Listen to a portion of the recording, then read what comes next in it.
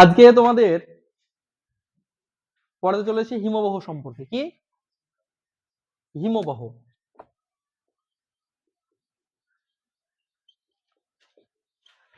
আচ্ছা, তোমরা হিমবাহ কি জিনিস জানো? হিমবাহ কি?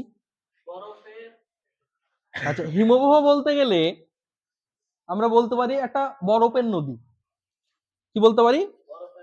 বরফের নদী। ধরো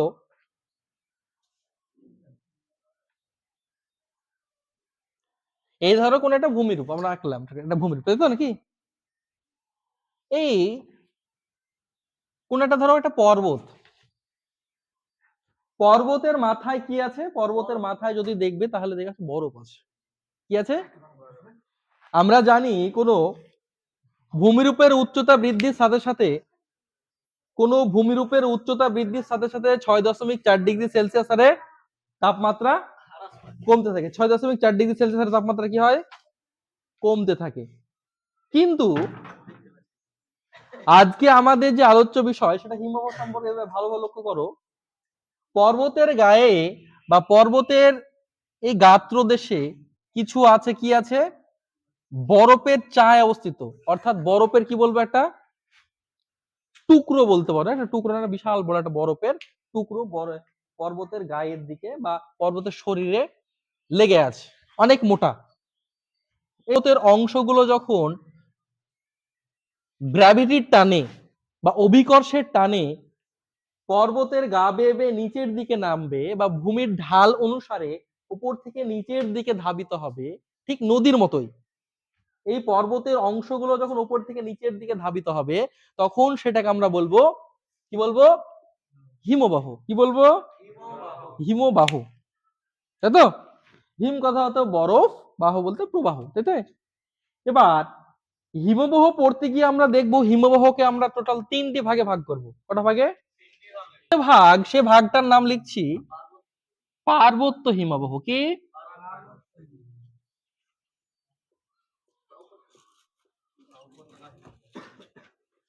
পার্বত্য হিমবাহ। আরটার নাম কি আছে? উপত্যকা হিমবাহ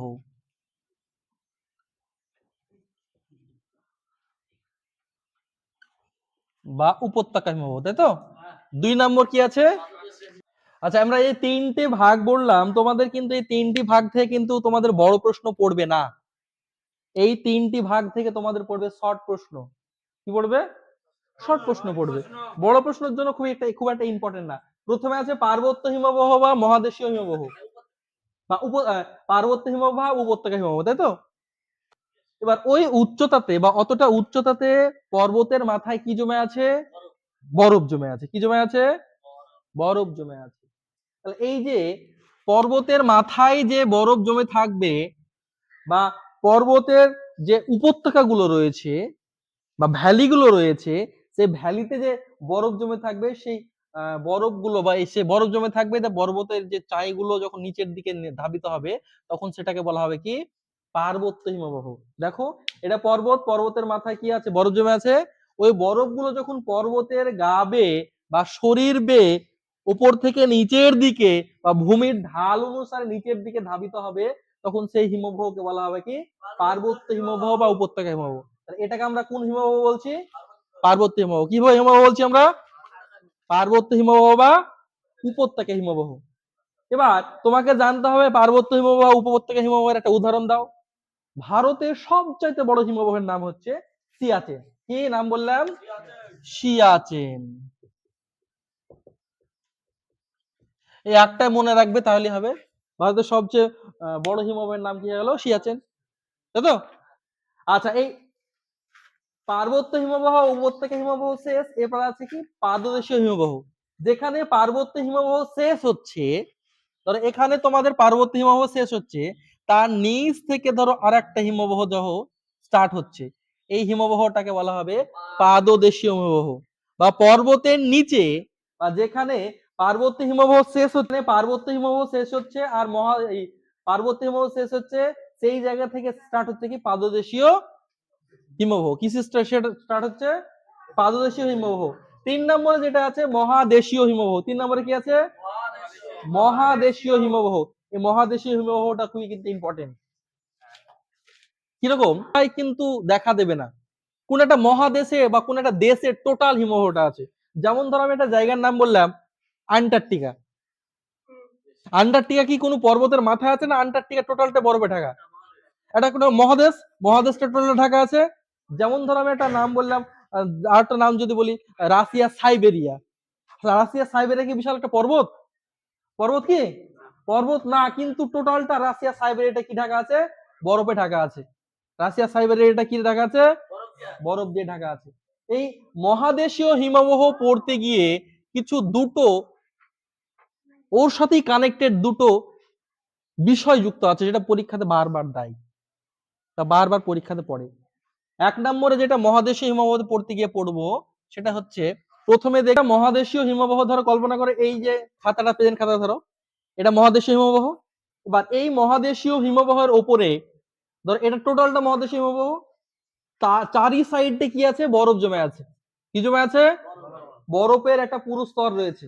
কিন্তু এর মাঝে কোন একটা অংশ, ভূভাগ, বরফের ওপর এভাবে ধরো দাঁড়িয়ে আছে, একটা ঢিবির মতো দাঁড়িয়ে আছে, বা একটা ভূমির উপর মতো দাঁড়িয়ে আছে।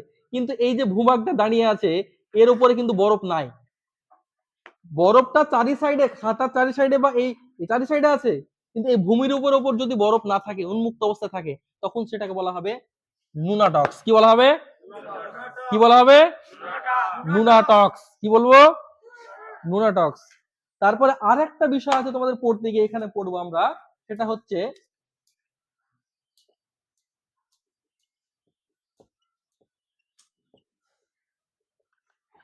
শৈল পড়তে গিয়ে ভালোভাবে লক্ষ্য করো,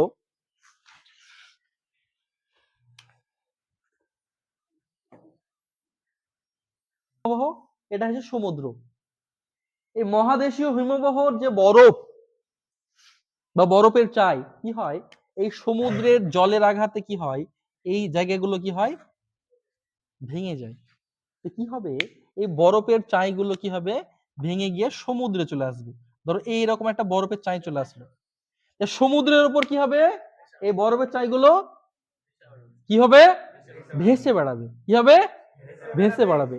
এবার ভেসে বেড়াতে বেড়াতে কি হবে, এই বরফের চাইগুলো তুমি যদি দেখো, তাহলে 1/9 অংশ জলের তলায় থাকবে। কোথায়? কত ভাগ বললাম?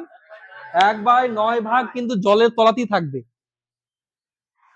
1912 সালে, কত সাল বললাম? 1912 সালে, 1912 সালে টাইটানিক বলে একটা জাহাজ ছিল তার আগে, সেই জাহাজটা এই হিমশৈলে আঘাত খেয়ে কি হয়? ধ্বংস হয়ে যায়। তুমি যখন হিমশৈল দেখবে, এরকম অবস্থা থাকবে। কিরকম বলতো? ধরো, ধরো এটা জল, হ্যাঁ, জলের এই উপর টুকুটা আছে, আর নিচের এতটা ধরো জলের তলায়, আর উপর টুকুটা তুমি দেখতে পাবে। অর্থাৎ জলের ওপরে তুমি হালকা দেখতে পাবে, নিচের দিকটা অনেকটাই থাকবে। তো টাইটানিক মনে যখন যাচ্ছিল, তখন সামনে দেখেছে কি অল্প দেখতে পেয়েছে, কিন্তু তলে অনেকটাই ছিল। জাহাজ কি বরফের সাথে ধাক্কা খেয়ে কি হয়েছে? টাইটানিক ধ্বংস হয়ে গেছে। টাইটানিক কি হয়েছে? ধ্বংস হয়ে গেছে।